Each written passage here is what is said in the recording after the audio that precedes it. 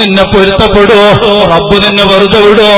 ഒരാളെ കുറിച്ച് എന്തെങ്കിലുമൊക്കെ പറഞ്ഞുണ്ടാക്കിയിട്ട് എടാ അറിയോ, ലോകത്ത് ഏറ്റവും വലിയ ആക്ഷേപം കേൾക്കേണ്ടി വന്നത്, ഏറ്റവും വലിയ കുപ്രചരണം കേൾക്കേണ്ടി വന്നത്, ഏറ്റവും വലിയ തെറ്റിദ്ധാരണ പരത്തിയത് റഹ്മത്തുൽ ലിൽ ആലമീൻ മുഹമ്മദുർ റസൂലുള്ളാഹ് അസ്ദുൽ ബലായി അൽ അംബിയാ.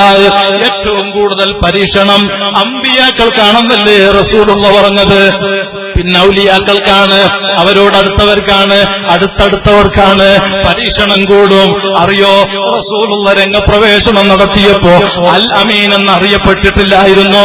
പക്ഷേ ഹക്ക് തുറന്നു പറഞ്ഞ് ഷഹാദത്ത് അശ്ഹദു അല്ലാ ഇലാഹ ഇല്ലല്ലാഹ് വഅശ്ഹദു അന്ന മുഹമ്മദർ റസൂലുള്ളാഹ് ഷഹാദത്ത് അങ്ങ് പറഞ്ഞപ്പോ റസൂലുള്ളാഹിനെ പറ്റി പറഞ്ഞ് നീ കള്ള നബിയാണ്, നീ കള്ള പ്രവാചകനാണ്, നീ നബിയല്ല, അന്ത സാഹിർ, നീ സിഹറുകാരനാണ്, അന്ത മജ്നൂൻ, നീ ഭ്രാന്തനാണ്, എന്തൊക്കെ പറഞ്ഞു. പക്ഷേ റസൂലുള്ളാഹിന്റെ സ്ഥാനത്തിന് പോറലേൽപ്പിക്കാൻ ആർക്കെങ്കിലും കഴിഞ്ഞോ? ഇനി കഴിയോ? ഇന്നാ നഹ്നു നസ്സൽനാ ദിക്റ വ ഇന്നാ ലഹു ലഹാഫിളൂൻ എന്ന് ഖുർആൻ അല്ലാഹു സാക്ഷ്യപ്പെടുത്തിയ പരിശുദ്ധ ഖുർആനിലെ സൂക്തമാണ്. വഅല്ലമക മാ ലം തകുൻ തഅലം വകാന ഫദ്ലുല്ലാഹി അലൈക അളീമാ. വലിയ ബഹുമാനത്തിന്റെ ഉടമയാണ് തങ്ങളെ കുറവാക്കിയവര് പരാജയപ്പെട്ട് കുറഞ്ഞു പോകുന്നല്ലാതെ തങ്ങളെ ബഹുമാനത്തിന് മങ്ങലേൽപ്പിക്കാൻ ഇലാ യൗമിൽ ഖിയാമ ഒരാളെ കൊണ്ടും സാധ്യമേ അല്ല.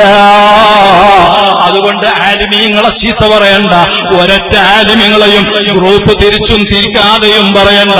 നാവിനെ സൂക്ഷിച്ചോ.